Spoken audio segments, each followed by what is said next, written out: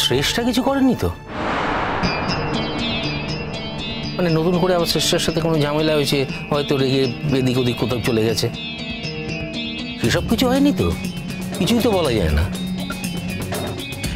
না, আমার মনে হয় না সেরকম কিছু হয়েছে। শ্রেষ্ঠা কালকেই সরি বলেছে, আর আজকে কোনো ঝামেলা করবে এটা সম্ভব না। তাছাড়া নিজের চাকরিটা টিকিয়ে রাখা দায় আছে বাবা, সেরকম কিছু হবে না। ওর দিদির বাড়িতে একটা ফোন করো তো।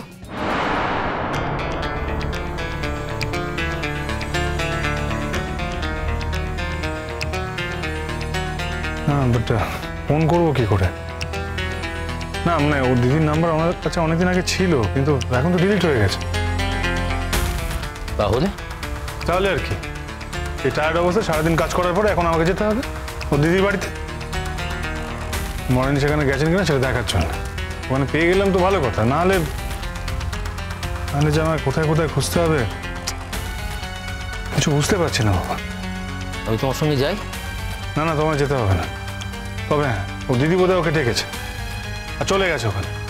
ও দায়িত্ব তো চিরকালই কম। তুমি এই কথাটা বললে? না না, বলবো না তো কি করবো বলো? ওকে যদি ও দিদি ডেকে থাকে সেটা জানাবে না, আমাদেরকে বলবে না? আরে তুমি কি কোনো মিটিং টিটিংয়ে ছিলে?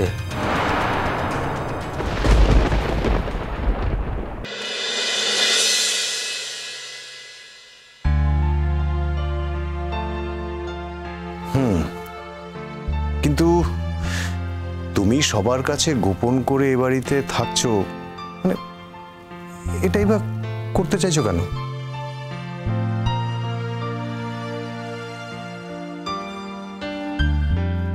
আচ্ছা দেখো মোহর, তুমি এই কলেজ থেকেই তো পরীক্ষা দেবে তো? তখন তো এমনি সবাই জানতে পারবে, তখন তুমি কি বলবে সবাইকে? ঈশানদা, যখন পরীক্ষা হবে তখন দেখা যাবে, কিন্তু আমি এই মুহূর্তে কারোর সঙ্গে কোনো যোগাযোগ রাখতে চাই না, কারোর সঙ্গে না। আর আমি কিন্তু এমন কথা বলিনি যে শুধুমাত্র শঙ্খদীপ রায়চৌধুরীর সঙ্গে আমি কোনো যোগাযোগ রাখবো না, আমি কিন্তু এটা বলিনি। আমি বলেছি আমি কারোর সঙ্গে কোনো যোগাযোগ রাখতে চাই না। আমার কোনো বন্ধু বান্ধব, তাদের পরিবার, কারোর সঙ্গে না। কিন্তু কেন? মানে এত বড় একটা সিদ্ধান্ত তুই কেন নিচ্ছিস? আমি তো কারণটাই বুঝতে পারছি না। শোন দিদি, তোদের যদি কোনো অসুবিধা হয় তোরা আমাকে বলতে পারিস। আমি জলপাইগুড়ি না হয় ফিরে যাব। মোহর, আচ্ছা তোমাকে কি আমরা জলপাইগুড়ি চলে যেতে বলছি? দেখো, তুমি এতদিন তো ওদের বাড়িতে ছিলে, তাই না? এবার হঠাৎ করে তুমি চলে এসছো, ওরা তো টেনশন করবে, চিন্তা করবে, তাই না? ওদেরকে তো বলে দেওয়া উচিত যে তুমি ও বাড়িতে থাকতে চাও না। এটা বোঝার চেষ্টা করো। মানে তুমি যে থাকতে চাও না ওদেরকে পরিষ্কার করে বলে দাও। তুমি একবার গিয়ে ওদেরকে বলো যে তুমি থাকতে চাও না। হ্যাঁ, তোমার যদি গিয়ে বলতে অসুবিধা হয়, ফাইন, আমি ফোন ধরে দিচ্ছি, তুমি ফোনে বলে দাও, বেটার হবে না? না ঈশানদা, আমি এখন জানাতে চাই না। মোহর, এটা তুই বোকামি করছিস। দেখ, তুই এতদিন ওদের বাড়িতে থাকতিস, এবার যদি ওরা তোকে খুঁজে না পায়, ওরা তো থানা পুলিশ করবে। করবে। এবার পুলিশ তো তোমাকে খুঁজে বার করবে। ঈশানদা, যদি খুঁজে বার করে তাহলে করবে, কিন্তু আমি এখন অন্তত একটু আলাদা থাকতে চাই।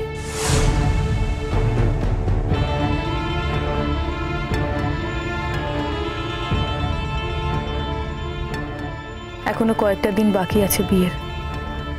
হয়তো এই কয়েকটা দিন আড়ালে আড়ালে থাকলে শেষ পর্যন্ত আমাকে খুঁজে না পেলে ডক্টর শঙ্খদীপ রায়চৌধুরী শ্রেষ্ঠা ঘোষকে জীবনে আনতেও পারে। ওর জেঠুর মনোবাসনা পূর্ণ হতেও পারে। আমি কথা দিয়েছি, আমি আর আমার কোনো চিহ্ন রাখবো না। আমার কাছে যদি কোনো উপায় থাকতো আমি চলে যেতাম। যদি একান্তভাবে আমার এখানে থাকা অসুবিধে হয় তাহলে তাই যাব। বাবার হাতে পায়ে ধরে বাড়িতে ঢুকে যাব, তাছাড়া আর কি করব? দেখো মোহর, তোমার ইচ্ছের বাইরে গিয়ে আমরা কখনোই কিছু করব না, কিন্তু কেউ যদি জিজ্ঞেস করে তখন আমরা কি বলবো? ঈশানটা তখন বলবে তোমাদের সঙ্গে আমার কোনো দেখাই হয়নি। কিন্তু মোহর, এত বড় মিথ্যে কথাটা আমরা কি করে বলবো? তাছাড়া দেখো মোহর, মানে ব্যাপারটা অস্বস্তিকর হবে না? মানে কেউ যদি জিজ্ঞেস করে আমি তখন মানে সত্যি কথাটা বলতে পারি, it be embarrassing for me, তাই নয় কি? সেখানে তো বললাম ঈশানদা, আমি তোমাদের অসুবিধার মধ্যে ফেলে দিচ্ছি। আচ্ছা বেশ, আমি তাহলে জলপাইগুড়ি ফিরে যাব। মোহর, একদম বাজে কথা বলবি না। বারবার ফিরে যাবো এই কথাগুলো বলে তুই কি বোঝাতে চাইছিস? শোন, একটা কথা শোন, তোর দিদির যখন কলকাতাতেই বাড়ি রয়েছে তখন তুই কোথায় যাবি আর কেনই বা যাবি? দেখ, আমি তো অনেকদিন আগেই তোকে বলেছিলাম যে তুই আমাদের বাড়িতে এসে থাক।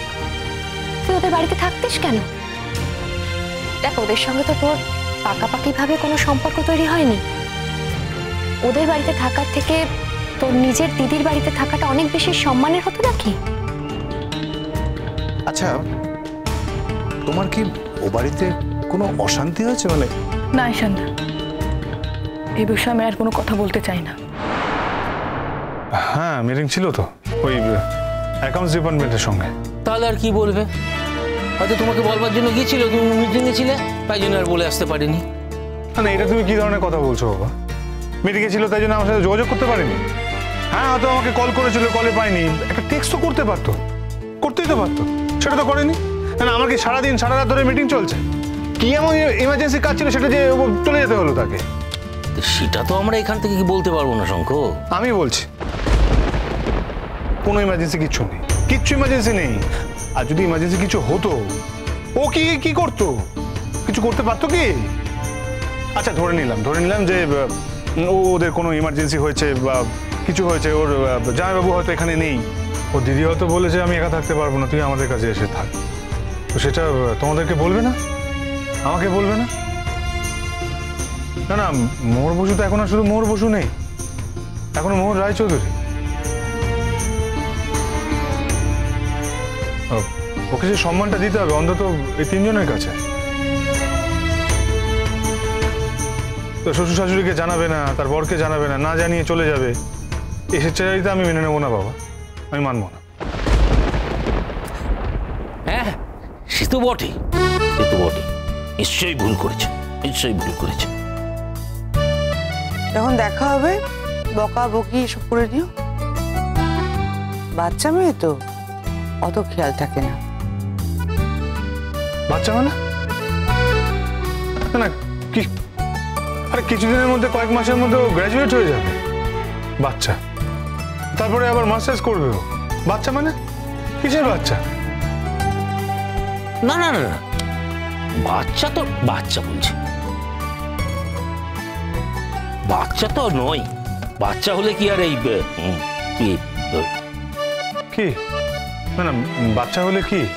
না, বাচ্চা কি করে হয় বলো তুমি? বাচ্চা হলে কি আর তোমাকে ওরকম জোর করে টেনে নিয়ে গিয়ে মন্দিরে বিয়ে করতো? হ্যাঁ, করতো? ওকে, তুমি বলতে না চাইলে আমি জোর করে জানতে চাইবো না। আচ্ছা, একটা কথা আমাকে বলো তো, তুমি কি আর কলেজে যেতে চাইছো না? এখন তো আর কলেজ যাওয়ার কোনো দরকার নেই। এই তো আর কয়েকটা ক্লাস আছে, তারপরেই পরীক্ষা। হ্যাঁ, স্পেশাল ক্লাসগুলো আছে পরীক্ষার আগে, আমি ওইগুলো বাড়িতে পড়াশোনা করে তৈরি করে নেব। আর তোমার বইপত্র? কয়েকটা বই আমার কাছে আছে, কিন্তু বেশিরভাগই তো ওই বাড়িতে। তাহলে সেই বইগুলো কোথা থেকে আসবে মোহর? তুই তো অদ্ভুত কথা বলছিস। বইগুলো তোর কি কোনো কাজে লাগবে না? আমি আর কটা বই কিনে পড়েছি বল? ওরাই তো বই দিয়ে হেল্প করতো, আর আর লাইব্রেরি থেকে হেল্প পেতাম। আচ্ছা মোহর, ওকে, তুমি সমস্ত ইমোশন সব ভুলে গিয়ে সব তুলে রেখে একটা কাজের কথা আমাকে বলো তো।